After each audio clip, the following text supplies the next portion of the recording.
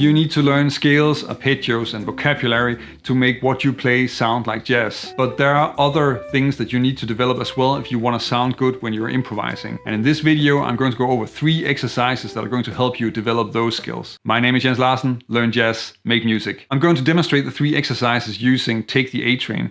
And that's because that's a fairly simple progression with not too many chords, but at the same time, it's open enough that you can really do a lot with it, and you definitely want to have it in your repertoire. In this exercise, it's about limiting yourself. So instead of just having all the notes that you usually want to use, maybe it's just useful to sometimes just scale it back and see what you can do with only a few notes. So in the first version of this, then I'm going to just really work with 3 notes. You can use 2, 3, 4 notes. Just keep it really simple, only a few notes. And there are 2 different variations that you can work with for this exercise just from the beginning. And that's the one where you go through the song and then decide which notes you want to use. Or you just say, okay, I'm going to improvise using 3 notes, and I'm just going to start improvising and then see what happens, see where I end up with what I'm working with, and let the notes change along the way. To give you an idea about how this works, then let's go over the A part of Take the A Train. So for the C major 7, in this position, I could use the G, the E and the A. So in that way I have 2 chord tones, and I have a note that's sort of an extension, the 6 or the 13. And it's not just an arpeggio, so it's not just a triad. So there's a little bit more melodic movement or melodic room to maneuver here. Then when I go to the D7, really what I'm doing is just that I'm voice leading it. And the reason why I'm doing that is because then it's going to be easier to play melodies with it. So with this, I'm just going to change the G into an F sharp. Then for the D minor 7, so really it's just F sharp going down to F. So now I have these 3 notes. For the G7, I can do F, D and G, and then back to the original notes on the C major 7. So in general, trying to take notes that are not too far apart, because that's just going to be difficult if you want to play some natural sounding melodies. But you also don't only want to have like a scale fragment or just a triad. I think that's actually going to make it more difficult. In this case, those are the 3 notes I'm going to use. I'm not going to go to other octaves. I'm just going to work with those and improvise with them through the song.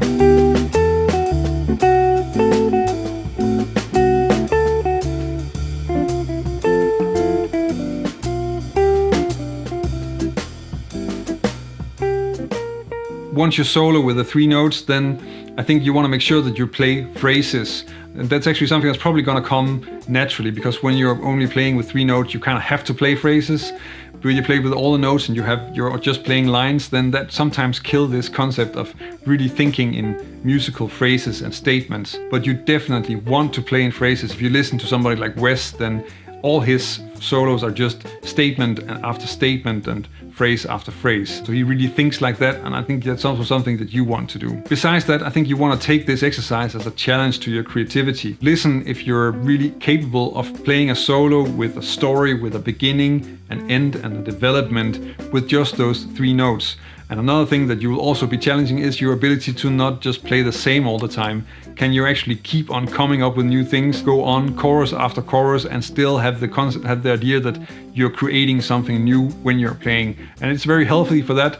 And you're also supposed to kind of run your head against the wall. So what do you learn from an exercise like this? I think there are a few things that are really important that you start developing, and that you also just start getting into your playing once you really force yourself to use only a few notes. I think one of the main ones would be that you really start to hear melodies. You have to think about the melodies, because you can't just rely on scales and arpeggios. And well, in the end, I'm sure you agree that music is not only about scales and arpeggios. Another thing is that you really start to force yourself to develop your creativity. You really need to look for ways to make music with only 3 notes. That's going to be difficult, and sometimes you're going to get stuck, but that's also the place where you can really develop that. And that is just really useful, because you want to be able to work with the things that you have, whether it's 3 notes or 2 octaves, it doesn't really matter. You want to always be creative with what you're playing. It's also really useful for developing your rhythm. When you only have a few notes, then you have to think rhythmically. It has to be more creative with the rhythm, because you can't just play all the arpeggios and spell out the changes. You need to also play some interesting rhythms. Motifs are everywhere, and it's probably one of the strongest tools that we have when it comes to creating continuity or a story in the solo that you're improvising. And we have them everywhere. I think one of the easiest ways to start recognizing the motifs that we hear around us is to look at the themes that we're playing. So if you listen to something like Autumn Leaves with a 4-note motif that's moving through the chord changes,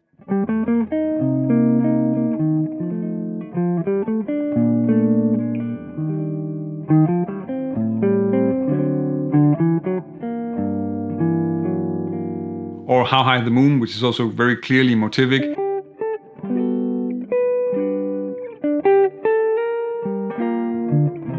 And even a more subtle version of it where you have All the Things You Are.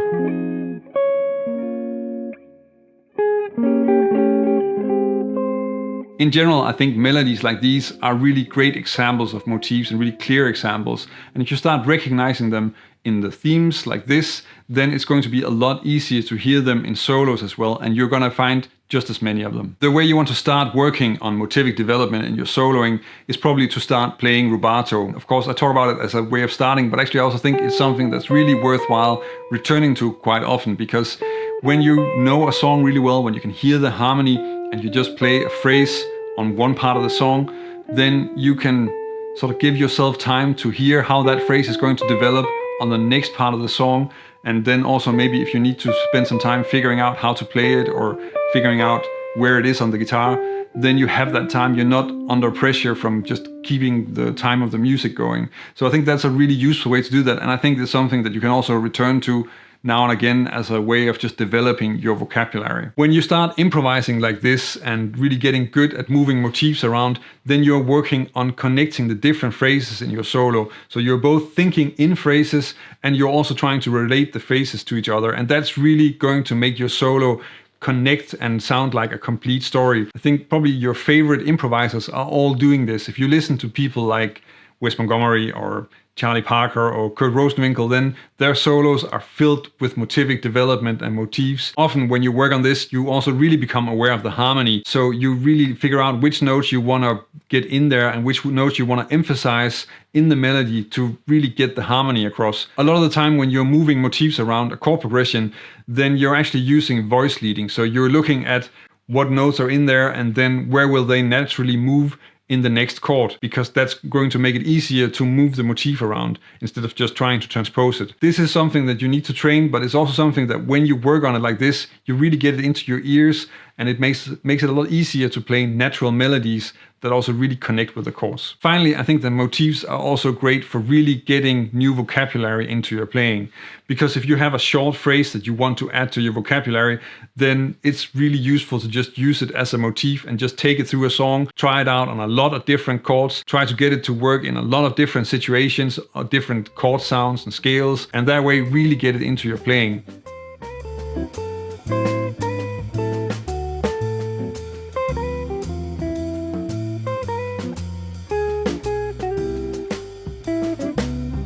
The main variations when it comes to practicing motivic development are probably about whether you play in time or not.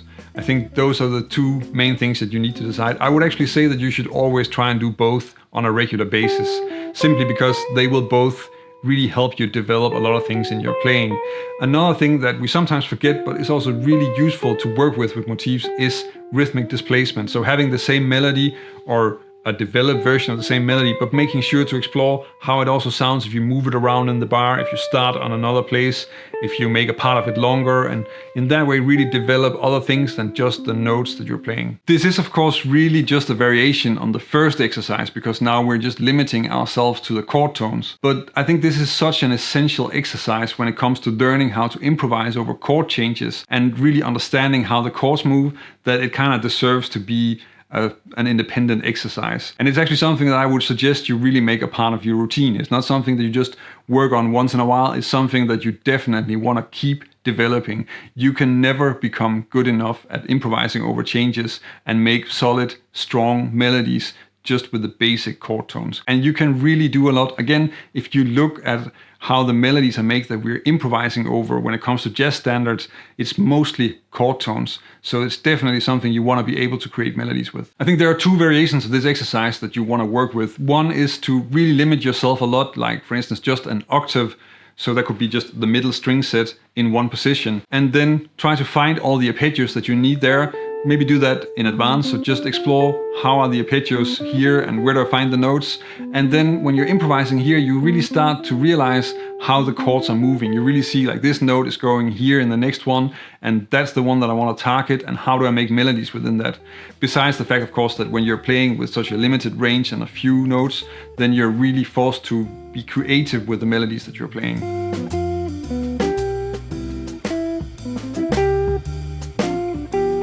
The other variation is to be a lot more free, so you can take an entire position or maybe just the entire neck and then improvise only with chord tones. I think one of the things you definitely want to check out here is also if you always get stuck in the same places in a song. So if there's one spot that's kind of weak and if it's something that you want to develop, maybe check out some things, do some exercises, or just take it back and play rubato, develop vocabulary so that you're more free in those places. In that way, you're really opening up a lot when you're soloing, and it's going to make it a lot easier if you, for instance, want to develop motifs on top of the song.